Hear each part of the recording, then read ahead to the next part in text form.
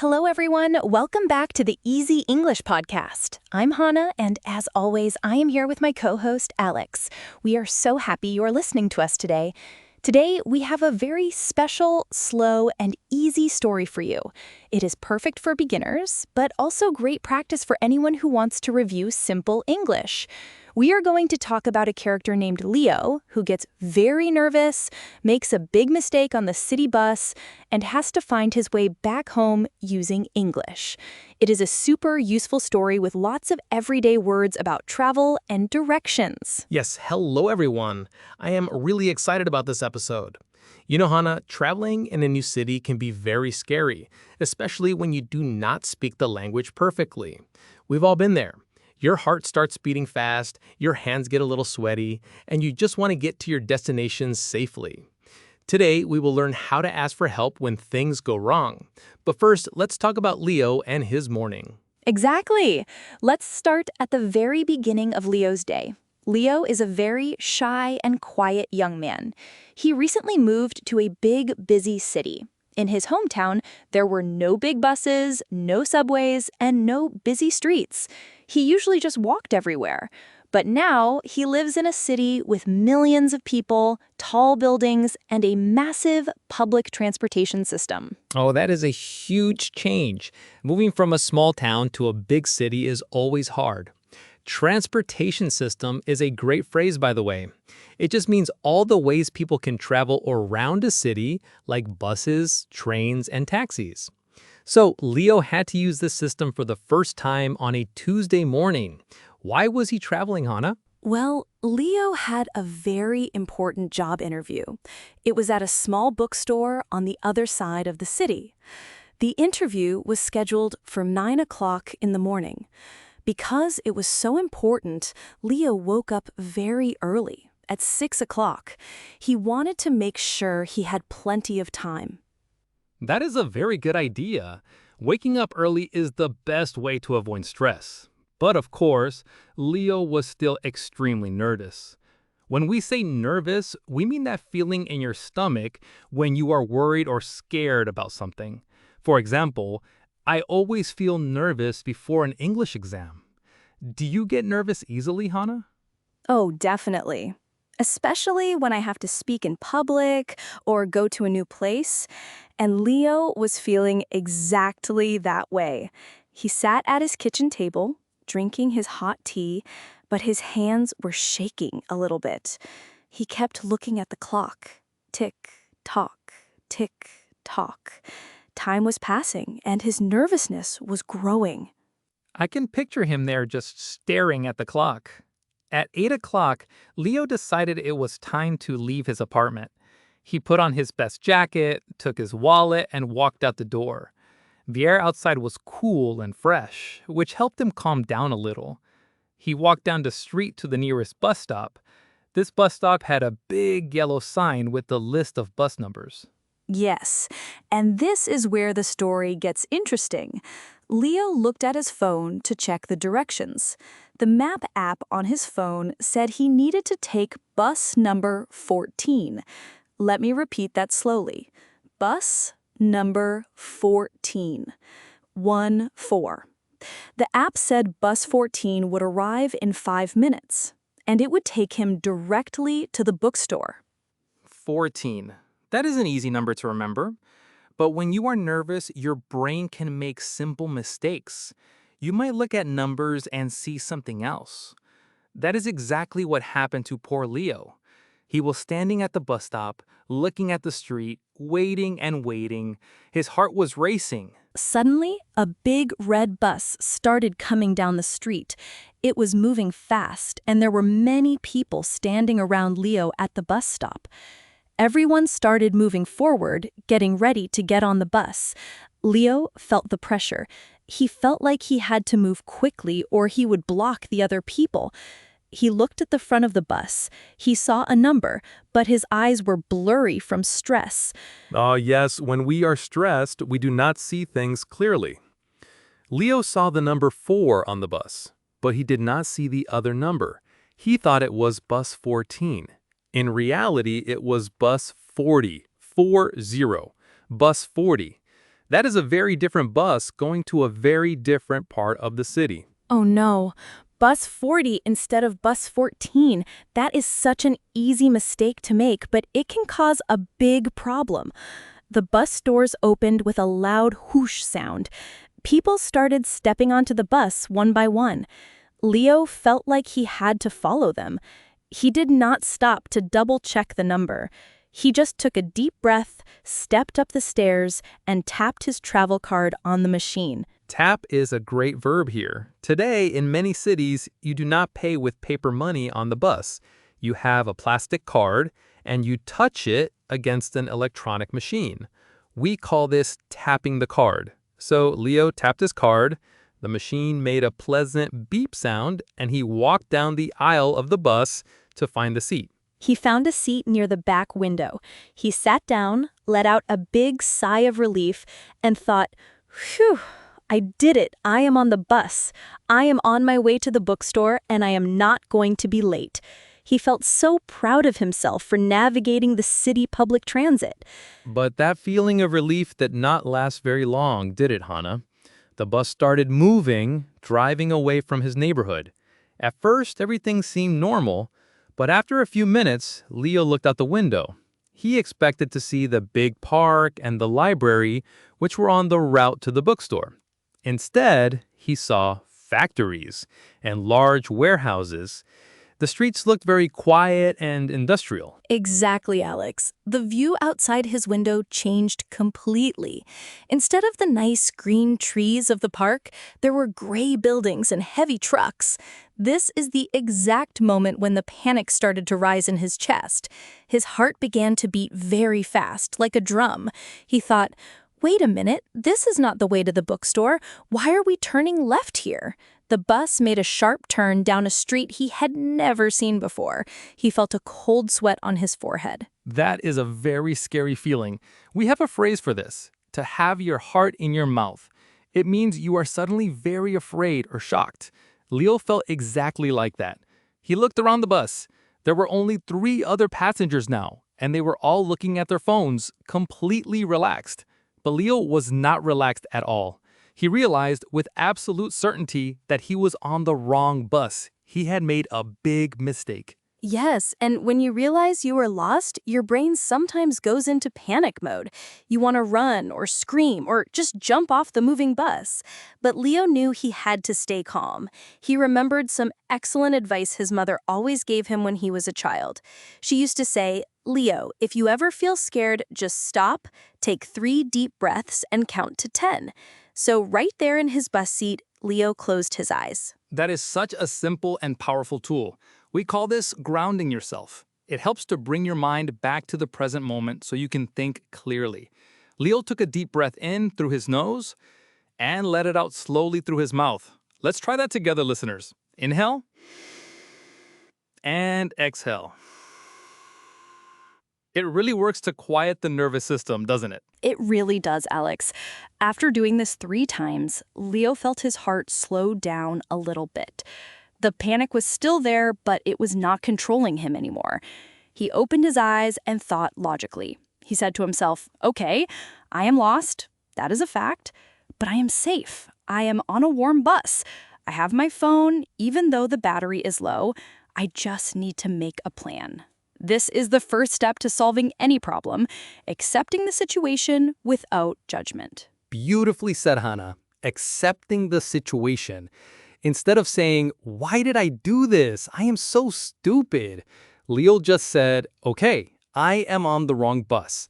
Now, how do I fix it?" This shift in thinking is so important. He decided he needed to get off the bus at the next stop.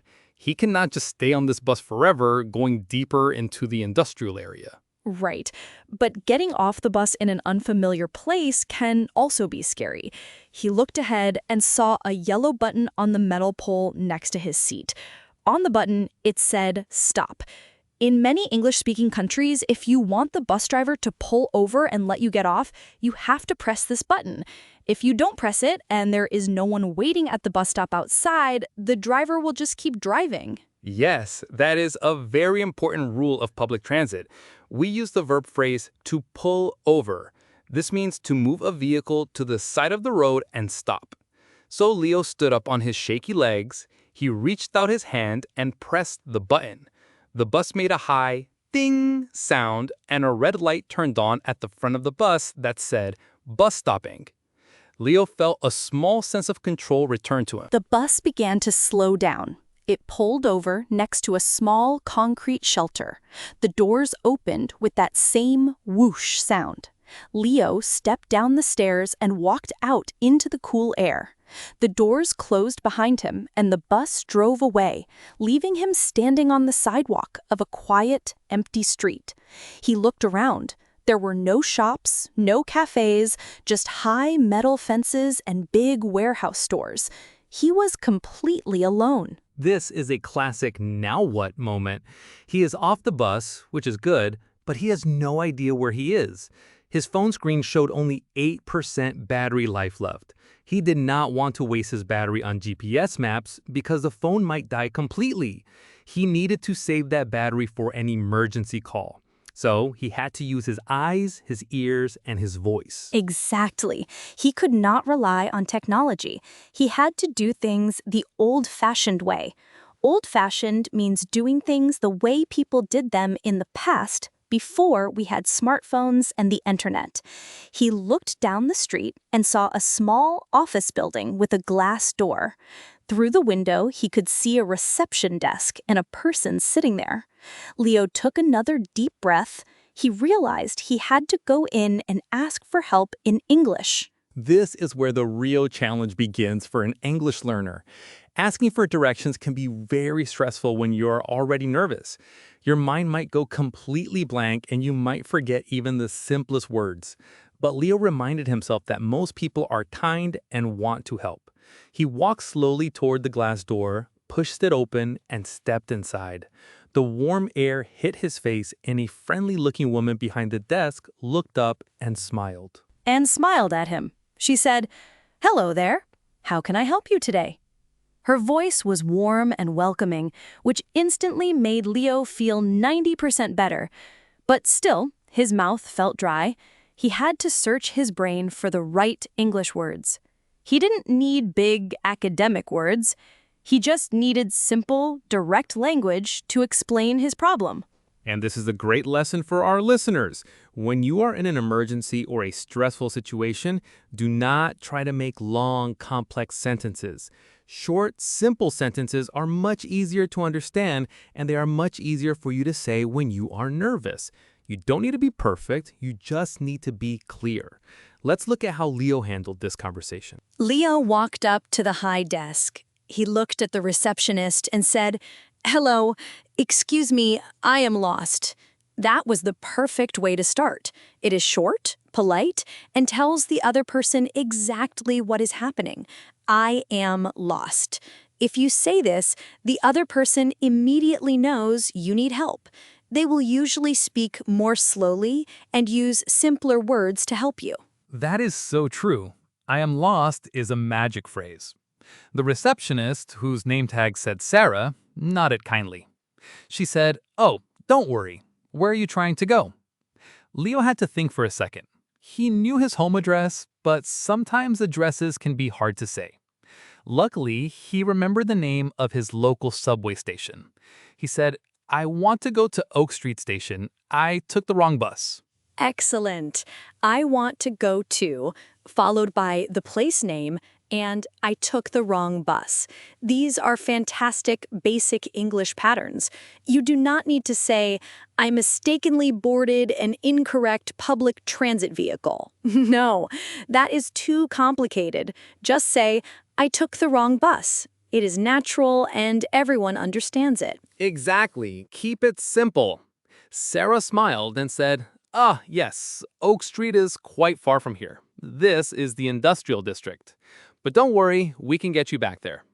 Now, she used the word district. A district is just an area of a town or city. An industrial district is an area where there are factories and warehouses, not many houses or shops. That is why it was so quiet outside. Yes, and she explained that he needed to catch another bus going in the opposite direction.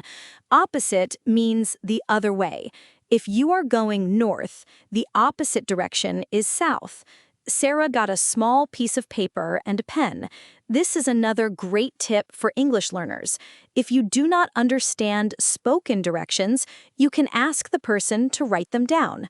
You can say, "Could you write that down, please?" That is a lifesaver. When we are nervous, we often hear the words, but we forget them 2 seconds later.